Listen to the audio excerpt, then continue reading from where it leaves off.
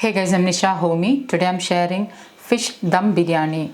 This dum biryani is layered with a flavorful fish masala, rice and freshly ground spices. With my tips and suggestions, even a beginner in cooking can easily make this fish dum biryani.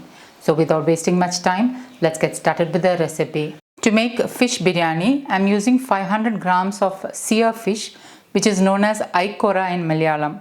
I'm first marinating the fish and then I'm getting the other ingredients ready. I'm adding in half teaspoon turmeric powder, 1 tablespoon Kashmiri chili powder, pink Himalayan salt as needed, squeezing in half a lemon, 1/3 teaspoon freshly ground black pepper powder. And I'm mixing this all really well, and I'm adding in about 1 to 2 tablespoons of water to help mix this really well. The fish need to be coated well with the masala. Once the fish is coated with the masala, I'm keeping this aside to marinate till I get the other ingredients ready. You can also marinate the fish overnight and keep it in the refrigerator, and that will make the whole process a lot easier. While the fish is marinating, I'm getting the other ingredients ready. Into a bowl, I'm adding in 2.5 cups of basmati rice. So that is 2.5 cups of basmati rice. I'm going to wash and rinse it a couple of times or until the water runs clear. Okay, now I have washed and rinsed the basmati rice and I'm going to allow it to soak for about 10 minutes or until I get the other ingredients ready. Next, let's get the biryani masala ready. Into my small chutney grinder, I'm adding in 1.5 sticks of cinnamon, which I've broken into small pieces. Half teaspoon saunf, also known as perim jeeragam in Malayalam. Half teaspoon cloves, half of a mace, half of a star anise, half of a nutmeg, 10 cardamom, half teaspoon whole black peppercorns, and I'm going to grind this. Once ground, transfer to a plate. You can discard the cardamom peel or skin if you prefer. Next, I'm crushing some spices. Into my stone grinder, I'm adding in half of the nutmeg, half of the star anise, 8 to 10 cardamoms, half teaspoon clove, 1 stick of cinnamon, which I've broken into small pieces, half of a mace, which I've broken into small pieces, half teaspoon saunf, and I'm just lightly crushing it. Okay, the spices are crushed. I'll be using half of the spices to boil the rice and the other half I'll be adding while I'm sauteing the onions. Next, I'm getting ready the green masala, and for that I'm using a handful of fresh coriander leaves. I've washed and rinsed it thoroughly. I'm going to add half of this into my small chutney grinder. So into my chutney grinder, I'm adding in half of the coriander leaves. The other half, I'll be chopping it finely and using it to garnish the biryani. Next, I'm adding in 6 green chilies, which I'm breaking into half and adding in. Green chilies you can increase or decrease to suit your taste. Next, I'm adding in 1.5 inch of ginger. I'm just roughly chopping the ginger and adding in. About 5 to 6 shallots, 1.5 pods of garlic. This is the size of the garlic I used.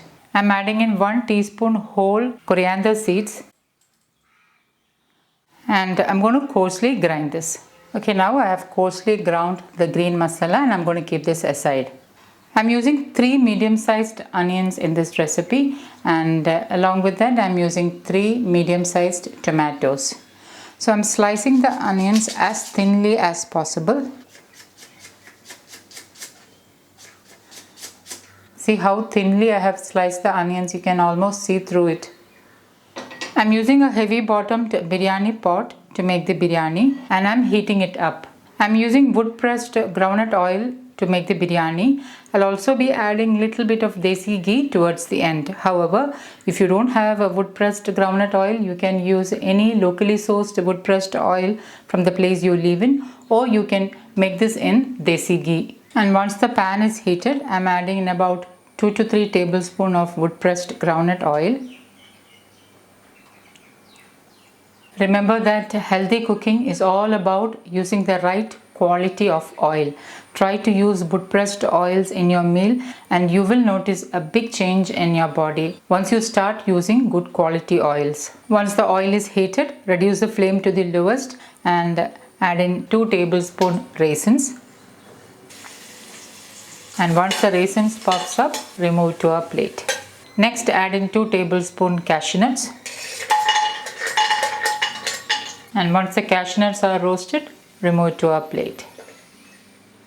Next, add in a handful of the sliced onion.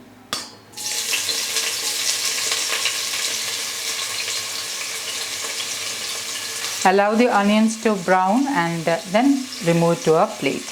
The browned and caramelized onions will give a nice flavor to the biryani, so try not to skip it. This is used to garnish the biryani. And once the onion is nicely browned and caramelized, remove to a plate.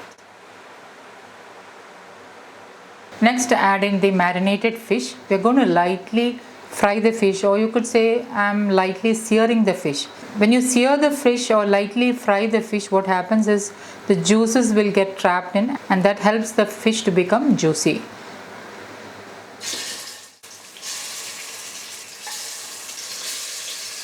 And I have kept the flame on low, and I'm lightly frying the fish. You could say I'm searing the fish. When you sear the fish or lightly saute the fish will become very juicy as the juices will be trapped in the fish. So that will make the fish in the biryani more juicy and tender. You don't have to fry it for a longer time, just have to lightly fry it on both sides. And after about 1.5 to 2 minutes, just flip it over.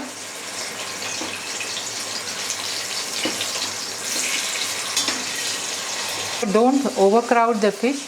You can fry it in 2 batches. Another 2 minutes later, you can remove the fish.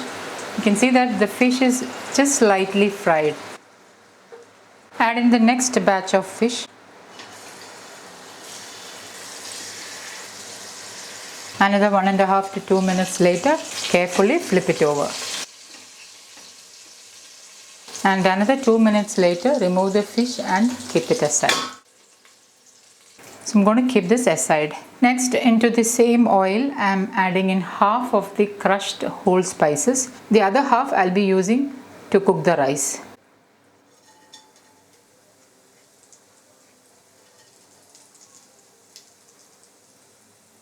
And just give it a stir. Add in 1 bay leaf. Give it a stir. Into this, add in the rest of the onions. Give it a stir.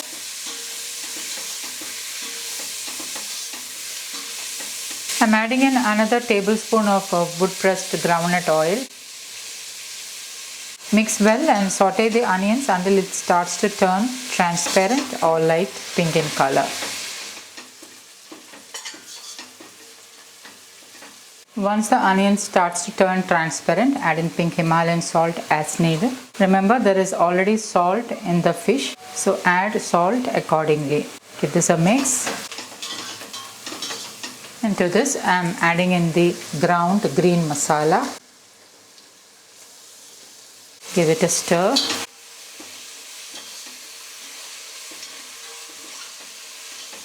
Add in 1 teaspoon turmeric powder. Stir well.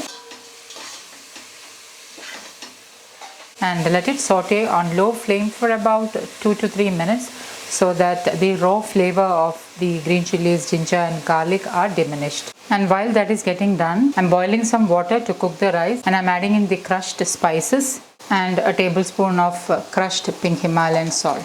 I have washed and rinsed the rice and I've kept it on a strainer. And once the water starts to boil, add in the strained rice. So I'm cooking the rice and the masala simultaneously. And give it a stir and allow the rice to get 3/4 cooked. The masala is roasted and at this stage I'm adding in the chopped tomatoes. I'm adding in 2 tablespoons water to help the tomatoes cook. And give it a stir. Cover and allow the tomatoes to get cooked. While the rice and the masala is getting cooked, into the same chutney grinder, I'm adding in a handful of cashew nuts. Into that I'm adding in 2 small handful of coconut, grated coconut. I'm using fresh grated coconut. Into this I'm adding in 1/4 cup water, and I'm going to allow the cashew nuts to soak a little bit in the water, and then I'm going to grind this coarsely. Let's check on the tomatoes. The tomatoes are nicely cooked. So the biryani masala is almost ready. I'm going to saute this for about 2 to 3 minutes. Another 2 minutes later, just giving it a stir, and I'm adding in 3/4 of the ground biryani masala. I'm keeping aside a little to add while garnishing. Just give this a mix. Next I'm adding in the ground coconut and cashew nut. Add in some water and wash it down. Give it a stir.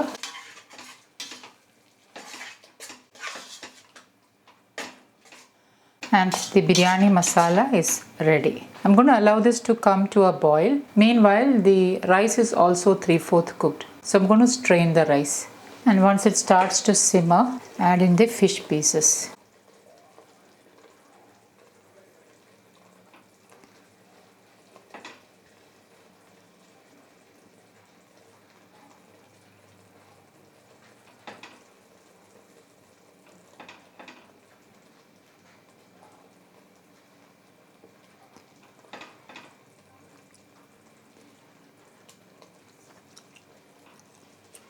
Cover and let it simmer for about 2 to 3 minutes.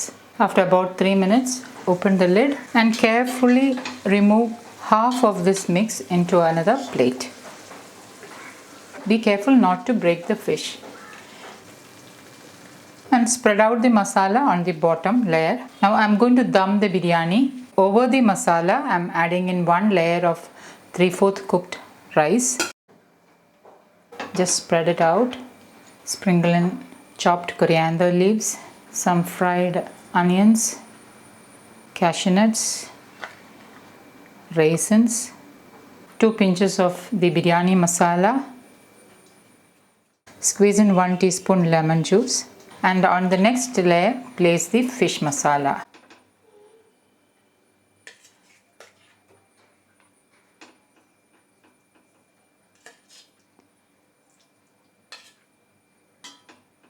Fried onions on top, coriander leaves, again top it with rice.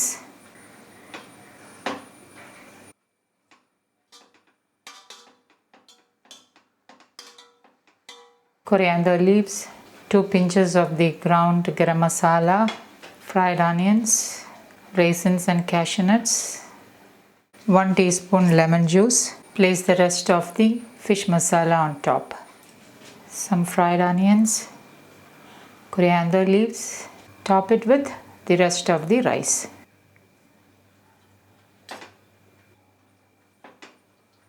Just level it out and lightly press. And remember, I have kept the flame on the lowest. And lastly, I have added about 2 tablespoons of rice in the residue masala which we have kept aside. And I'm just mixing it and sprinkling it on top. Squeeze in 1 teaspoon lemon juice.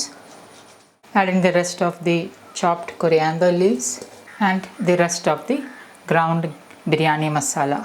And now with a spoon, I'm just mixing this.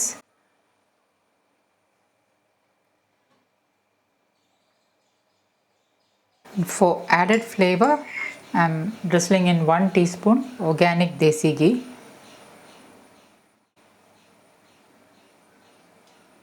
And lastly, I'm sprinkling in the rest of the fried onions, cashew nuts and raisins. And my biryani is almost ready.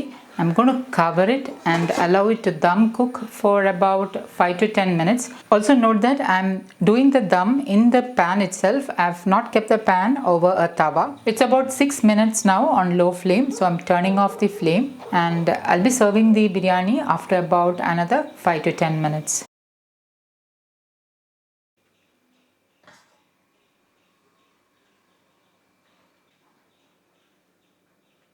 So guys, do try this recipe and let me know how it turned out. Also, comment below and let me know which is your favorite biryani. Thank you for watching, and until next time, take care. Bye bye.